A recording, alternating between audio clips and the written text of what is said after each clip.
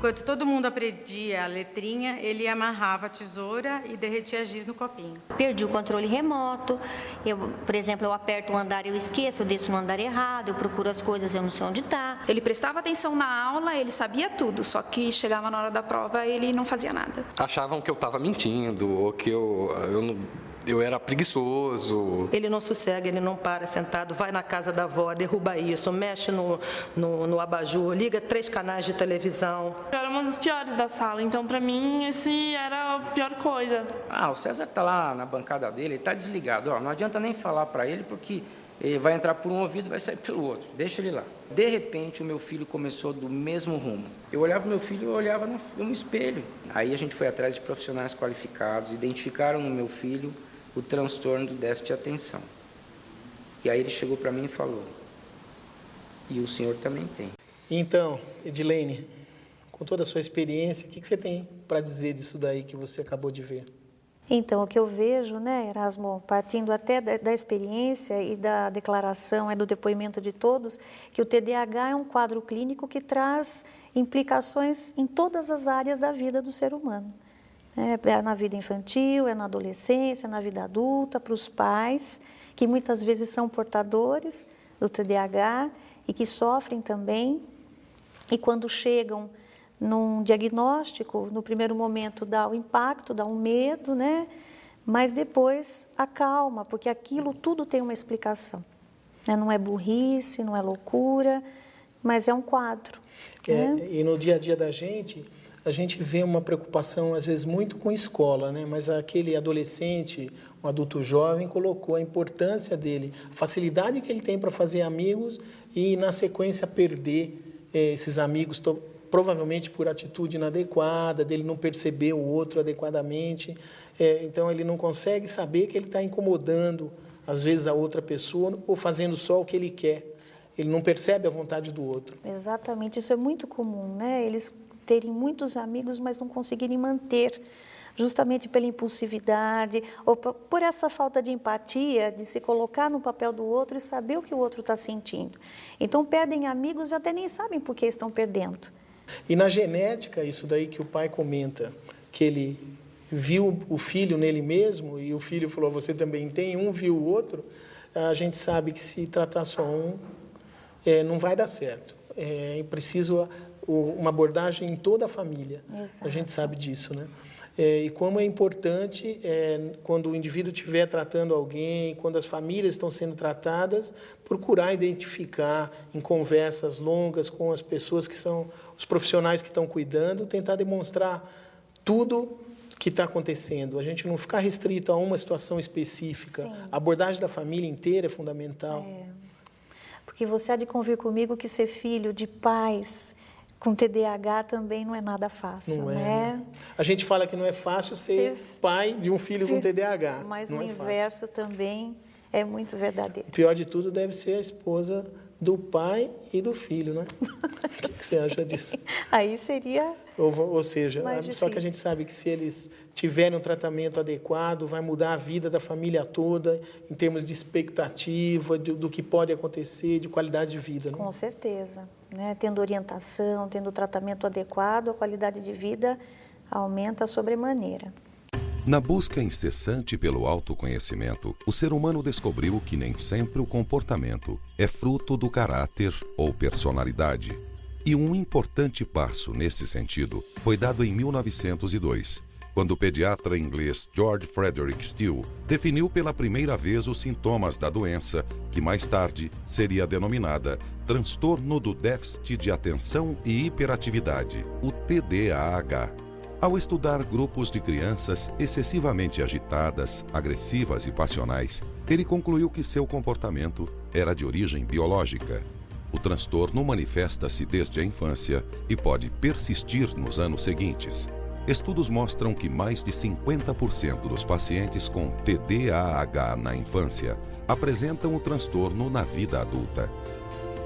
Nunca consegui emprego fixo, nunca consegui me fixar em nenhum lugar. A pior professora que a gente teve foi ele na 3ª série, 4º ano hoje, e ela se descontrolou totalmente, ele arrancou o óculos dela, jogou no chão e pisou em cima. A diretora teve que fazer uma reunião de pais e eu decidi retirá-lo da escola naquele momento. E a gente erra muito nesse ponto, porque você pensa que a sua filha não quer assumir os compromissos dela, você acha assim que realmente ela podia fazer mais, e ela fazia o que ela conseguia.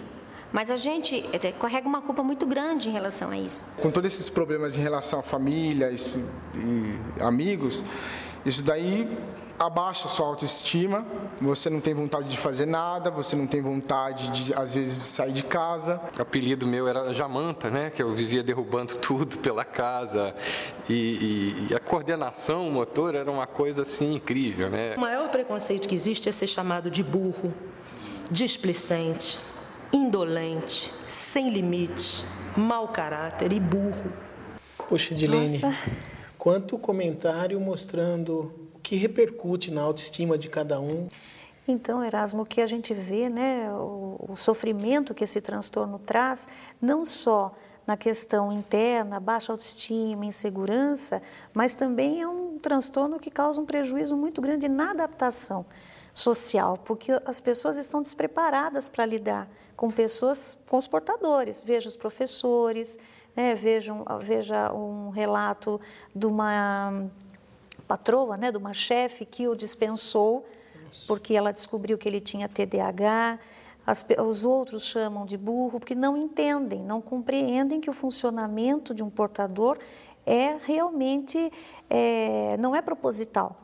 E você fica muito explicado ali no primeiro comentário de como a gente vê no dia a dia, pessoas às vezes com uma inteligência extremamente alta e que não atinge toda a sua possibilidade, toda a capacidade que ele tem. Então, o indivíduo, às vezes, ele não consegue manter no emprego, ele não progride, às vezes até ele se dá bem, mas poderia se dar muito melhor. Não só na profissão, como todo o sucesso de família, né? E como isso interfere e vai jogando uma espiral para baixo, né? Sim. Porque ele vai mal, aí o pessoal pisa, ele fica com menos vontade de ir bem, aí ele vai pior ainda, e se não quebrar esse círculo vicioso e a gente jogar uma espiral para cima, essas pessoas estão fadadas ao insucesso. Exatamente. Eles perdem a chance de ter uma vida normal e ter um rendimento de acordo com a capacidade deles.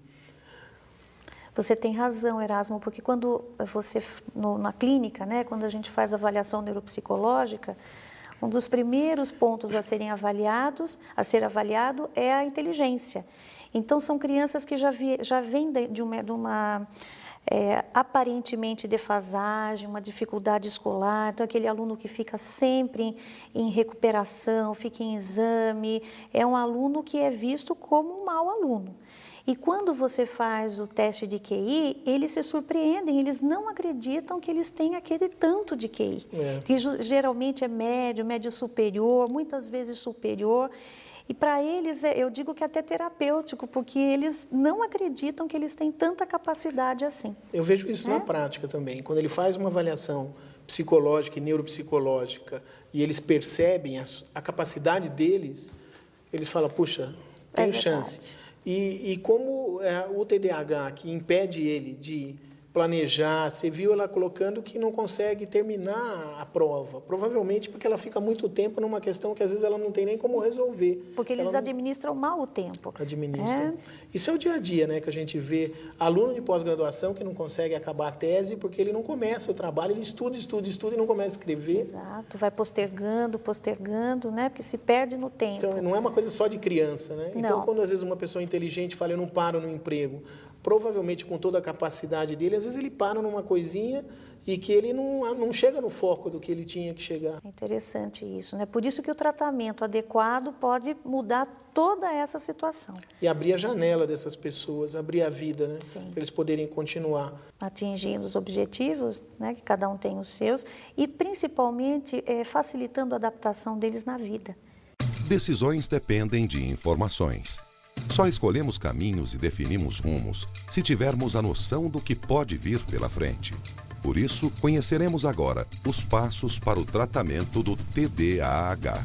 E aí, lógico, né, os pais, a gente fica preocupado com os filhos, um remédio, assim, né, que tem controle de receita e tudo, nós falamos, não vamos dar um remédio, né? Porque se você falar que você toma um remédio de tarja preta, vão achar que você é louco, né?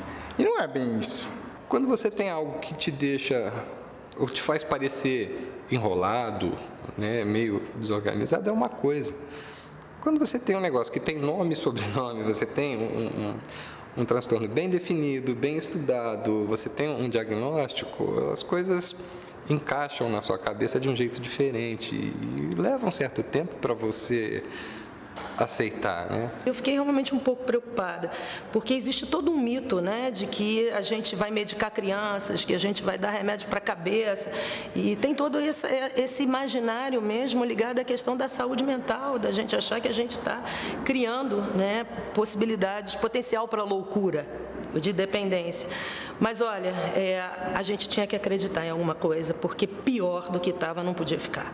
E Edilene, você trabalha tanto com TDAH, esses comentários fazem parte do seu dia a dia?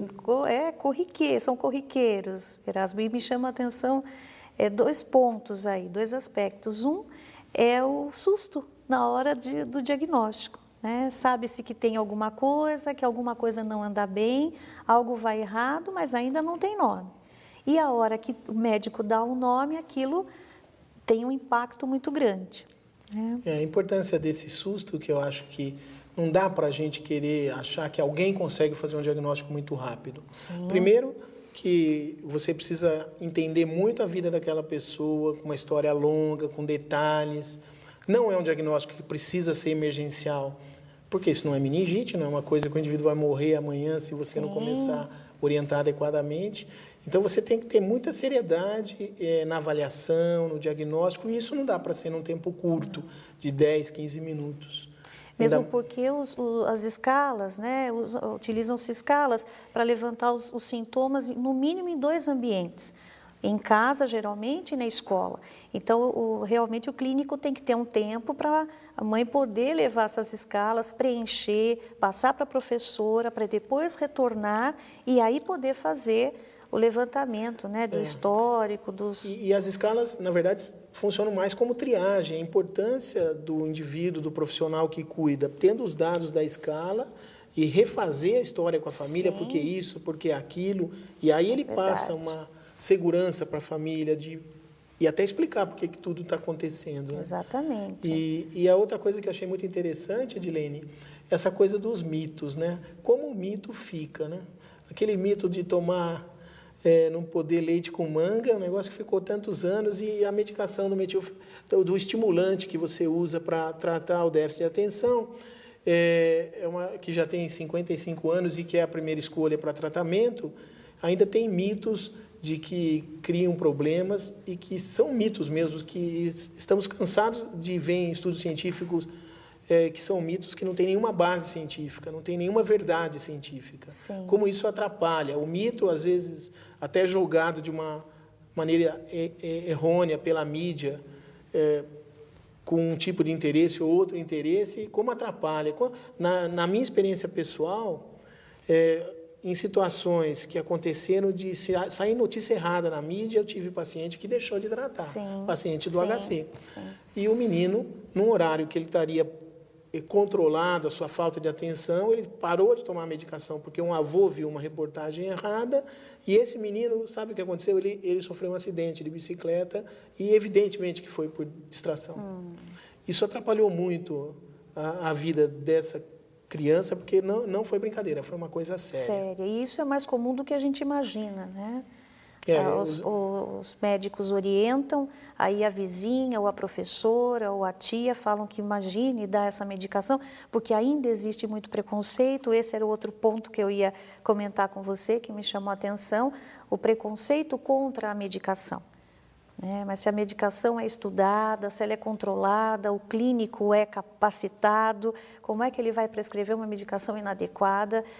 E os pais têm que confiar. Eu acho que sim. Então, tudo a confiança que a família tem que ter com o profissional e que começa já escolhendo um profissional adequado. Sim. Né? Uma pessoa adequada para aquilo, e o profissional também se mostrar adequado. Ele tem que fazer uma avaliação muito séria, esse questionamento nos outros ambientes, de como as coisas são, o que foi feito até hoje para acontecer, um tempo de sintomas. Isso é muito importante, Erasmo, que você está falando, traz à luz aí uma série de informações para os pais poderem saber escolher o clínico, né, saber o que esperar de uma conduta adequada, para poderem aí seguir um tratamento, né, se for necessário.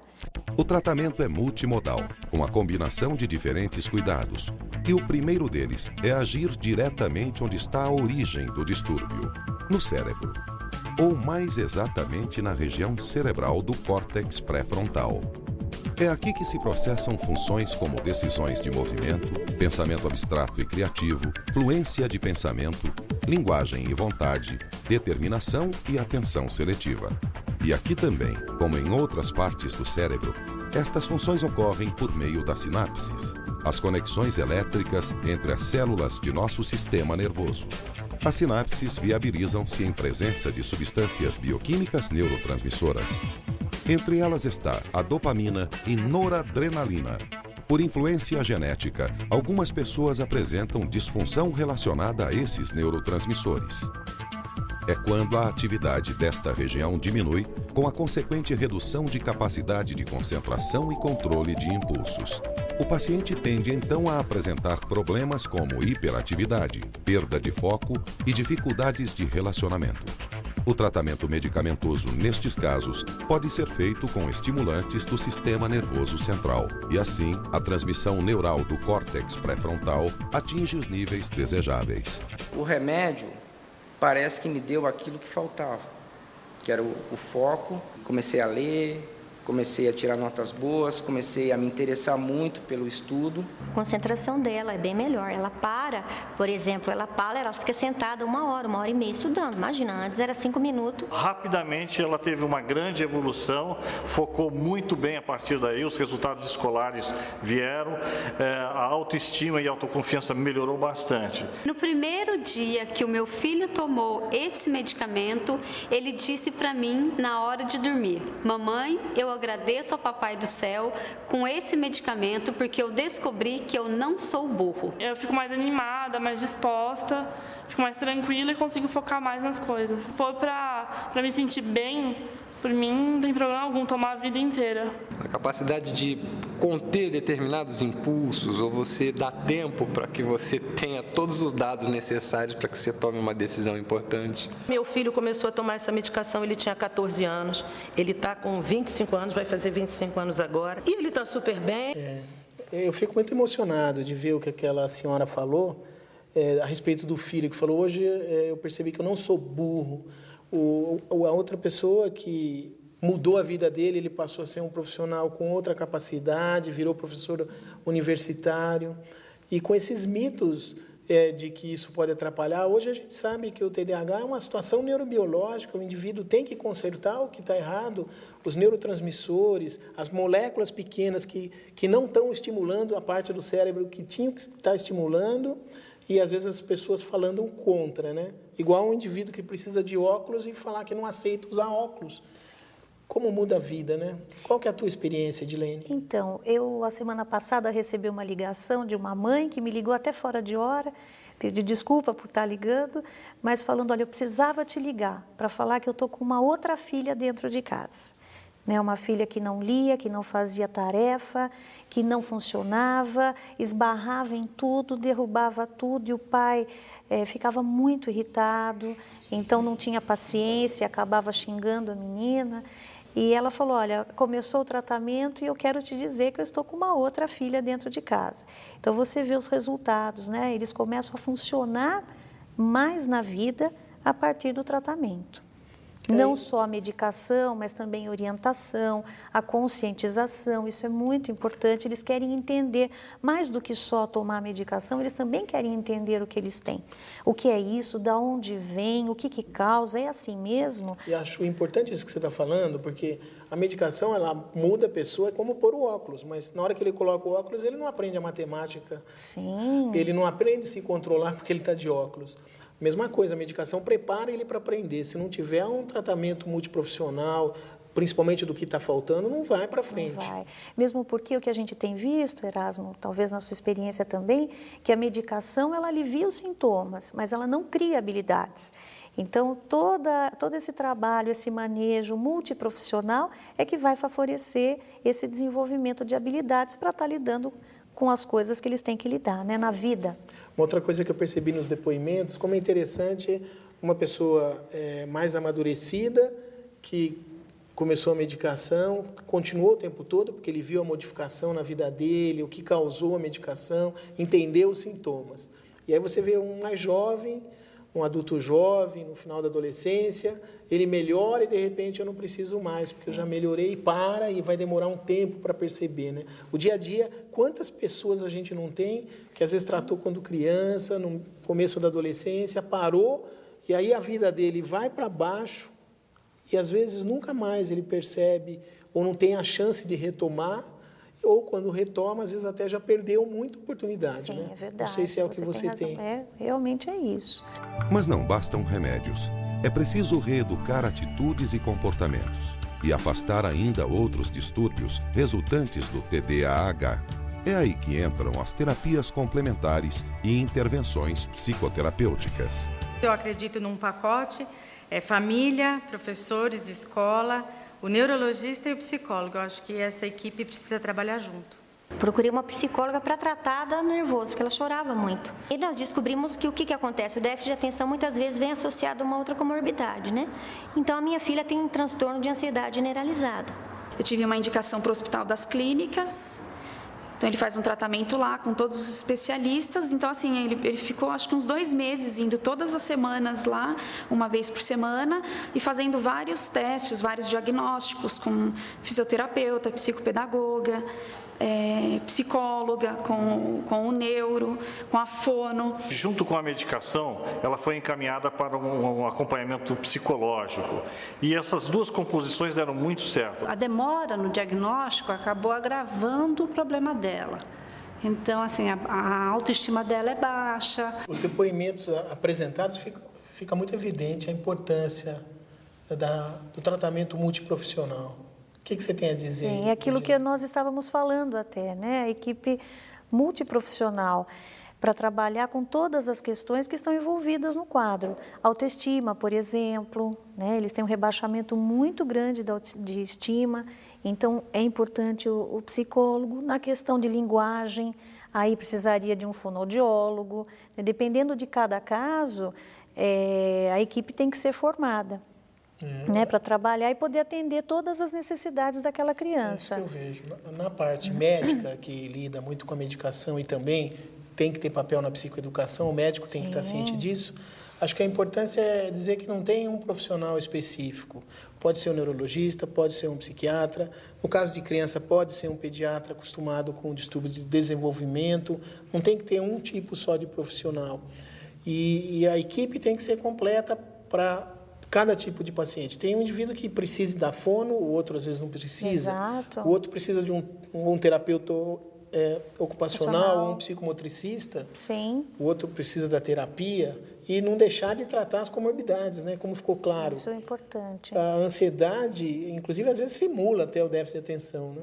E se o indivíduo tem ansiedade e déficit de atenção, se eu estou muito preocupado aqui com o que vai ter hoje à noite, eu não consigo manter uma conversa adequada, porque eu estou tão preocupado e minha atenção está focada naquilo. Exatamente. E simula o déficit de atenção. Até o profissional tem que saber que pode ter as duas coisas e tem que saber diferenciar um do outro.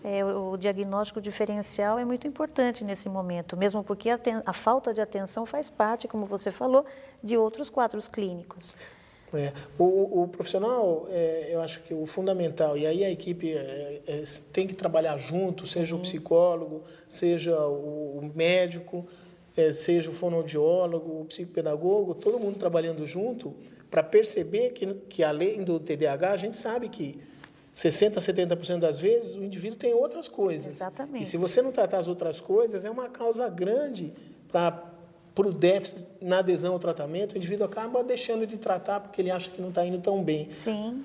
O que eu vejo assim, às vezes eles melhoram muito, é igual pôs o óculos, mas se ele não colocou o óculos, que ele não estava enxergando a lousa, não estava aprendendo matemática, se você não reforçar a matemática para trás, ele não continua. Sim. De repente fala, puxa vida, como é que eu vou aprender sendo que eu não tenho aquela base que precisa?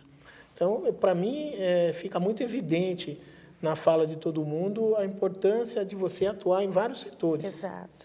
Justamente porque o próprio TDAH, sem comorbidade alguma, ele já necessita de vários cuidados, né? E além do que, com comorbidades, aí a necessidade se torna maior. Eu acho que é interessante o que eu vejo no meu dia a dia e que eu pude ver em todos esses depoimentos, como a gente aprende, né? Lidando com o paciente. A gente tem que estar sempre pronto para aprender. E tornar importante a gente estar cada vez mais sensível ao problema dessas pessoas. Eu acho que a gente estando sensível, a gente estando atualizando, estudando sempre, a gente vai poder estar tratando melhor esses portadores do TDAH. Eu concordo, eles que nos fazem especialistas. Exatamente. E como a gente continua e a gente melhora, eles melhoram mais, e isso é gratificante para nós. E é um estímulo grande para a gente ficar cada vez mais especialista. E a gente espera que tenham muitos especialistas no Brasil todo. Exatamente. Exatamente. Pela alta prevalência do TDAH, é necessário, né? Que outros profissionais também tenham essa leitura e possam ajudar tantas famílias que estão precisando desse atendimento, desse olhar e de propor novas saídas. Com a ajuda da terapia cognitiva, o paciente entra em um processo de autoconhecimento. Identifica, modifica pensamentos ou crenças que resultem em comportamentos considerados inadequados para um desenvolvimento sadio. Para os casos de dificuldades de aprendizagem, há o apoio da pedagogia. Com ela, o paciente desenvolve melhores estratégias para aprender. Já os pacientes com problemas de linguagem podem ser auxiliados por fonoaudiólogos. Cada um de nós escolhe o próprio caminho para a realização plena de sonhos, de ter uma vida produtiva e de se integrar perfeitamente ao mundo. Portadores de TDAH não têm por que ser exceção. Ninguém escolhe condições de corpo e cérebro, mas pode encontrar dentro de si forças para melhorá-los sempre. Vale a pena encarar esse desafio. Eu queria que você pudesse fazer alguns comentários e transmitir uma mensagem do que você, de todo o teu conhecimento, do que foi comentado, para as pessoas que vão poder estar nos assistindo. Então, Erasmo, eu gostaria de deixar a seguinte mensagem, né? Mais para os pais, para que eles nunca desistam dos filhos. Eu sei que a batalha é árdua, eles ficam desesperançados, a luta é assim, diária, né? Principalmente dos filhos que têm também a desatenção, principalmente, né, como componente. Então, a mãe fica muito sobrecarregada porque tem que falar várias vezes para escovar o dente, para botar o chinelo, para fazer lição, para tomar banho. Se entra no banho, aí é uma luta para tirar a criança. Mas para não desistir, para procurar ajuda, procurar orientação e, no decorrer do tempo, essas crianças também têm, com tratamento adequado, com orientação, elas têm como conseguir se adaptar no mundo de uma maneira melhor. Era essa a mensagem que eu queria deixar. E agradecer, né, por estar aqui. E eu queria falar que, em cima do que foi comentado, aquela coisa do susto do diagnóstico, o susto do diagnóstico eu acho que é uma coisa que as pessoas passam e que, na verdade, não é um susto, porque, em vez de ser uma situação, um sinal ruim, é um sinal muito bom. E, a partir daí, o indivíduo vai poder ter uma melhora muito grande. É uma janela que se abre para ele ir adiante. E, a partir daí, pelos depoimentos que a gente pôde ver, pela prática da gente, a gente sabe que essas pessoas têm toda a possibilidade de continuar progredindo e ter uma vida normal e a pessoa alcançar o seu potencial. Então, foi um prazer ter podido participar desse programa, de estar aqui do seu lado, Edilene, que é uma amiga de longa data, e espero que vocês aproveitem.